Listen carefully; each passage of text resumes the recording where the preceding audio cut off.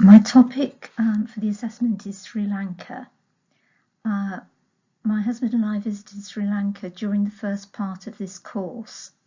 So the texts that I've chosen to analyse are facts from the Rough Guide, a brochure of a spice garden that we visited, and an extract from Anil's Ghost by Michael Ondaatje.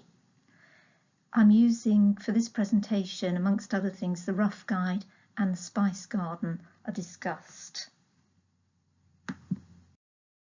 The purpose of this presentation is to inform you about what media to consult before visiting Sri Lanka, and so I'm going to discuss some of the sites that we visited from the point of view of the Rough Guide, which is informative and descriptive, and TripAdvisor, which is more critical, biased, persuasive and opinionated, and our own experience.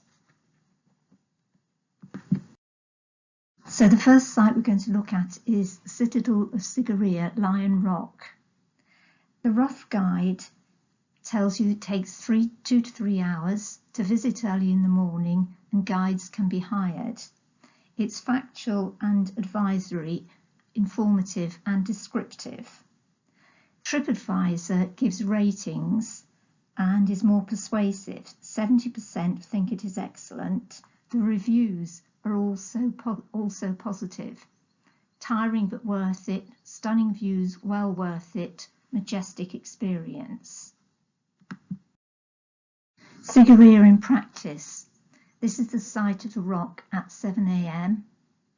We hired a guide, and an extra guide joined us who we hadn't asked for. Our experience was that the climb was fairly daunting. The view from the top was spectacular. The guides did rip us off, and the advice really is to do more research. It was an incredible sight and worth getting up for. However, the lasting impression was marred by the huge overpayment that we made to the guides. It was very early on in our trip, and we were not quick enough with the rupee to sterling conversion app. So we went to Kandy, which is in the centre of the island, and we went to traditional dancing and drumming. The Rough Guide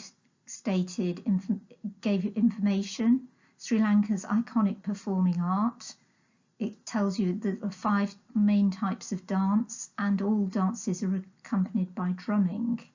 TripAdvisor, on the other hand, the reviews were average to poor, and well, that was the ratings, and the reviews said things like okay, avoid this, very poor, disappointed.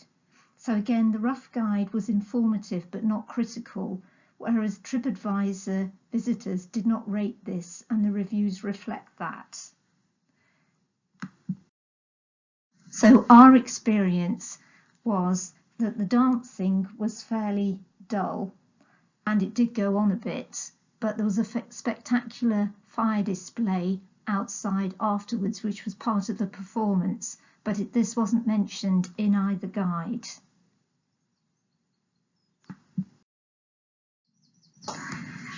We then went to the Botanical Gardens in Kandy.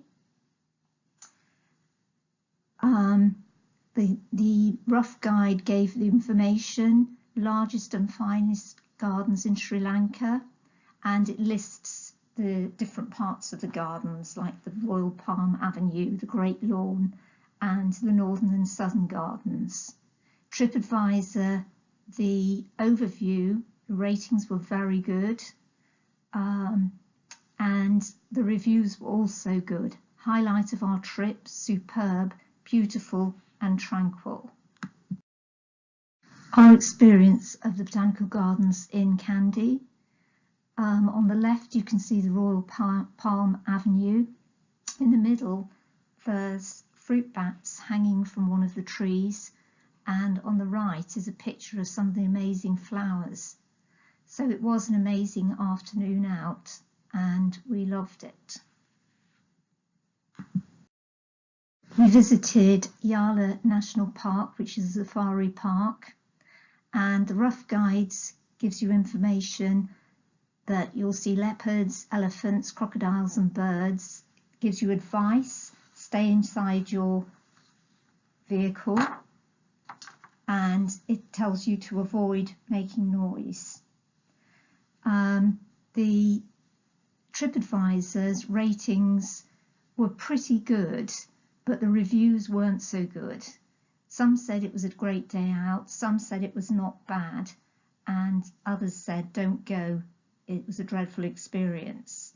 So the rough guide gives you advice, and the ratings from TripAdvisor conflict with the reviews, which on the whole were not good. Our experience was that it was an interesting afternoon out, but there were too many jeeps. The drivers all communicate with each other and scramble to any sighting. So the place is being exploited with little regulation. Similarly, there is a tourist adventure going whale watching in the south, which is like this in that there are posses of boats loaded with tourists tracking a hapless whale. The last place we're going to look at is a herb and spice garden. The rough guide tells you that entrance is generally free, but you will be encouraged to buy some spices at inflated prices. But if you look at TripAdvisor, you wouldn't go near it. The ratings are very poor and the reviews are worse. Scam, everything is fake, do not purchase anything here, avoid. This time the rough guide does give some rare insights, but the TripAdvisor ratings and reviews say it all. Our experience was we got a guided tour with a very pleasant guide, but he did ask repeatedly for tips. There was a very hard sell in the shop at the end, and it was all the lotions and potions were very expensive. And finally, we need to learn to bargain. It was a place that our driver arranged for us to go to, and he was clearly getting a payback. So that was another lesson learned.